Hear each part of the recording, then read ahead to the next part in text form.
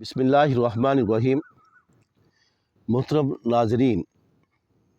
صحیحین وغیرہ میں حضرت ابن عباس رضی اللہ عنہما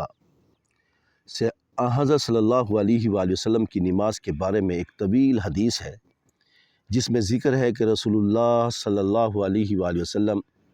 نے گھر سے صبح کی سنتیں پڑھ کر مسجد کو جاتے ہوئے یہ دعا پڑھی: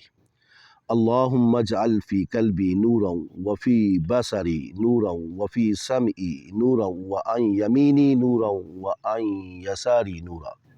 وفوقی نورا وتحتی نورا وامامی نورا وخلفی نورا واجعل لی نورا وفی لسانی نورا وعصبی نورا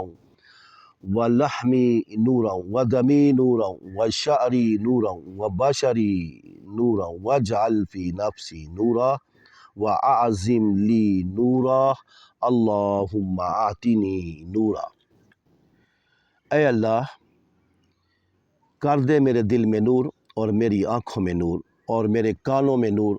اور میرے دائیں نور اور میرے بائیں نور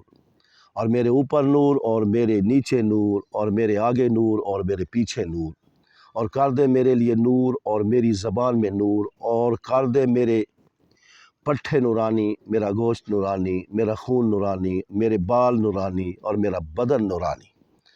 اور میرے نفس میں نور اور بہت ہی نور بخش۔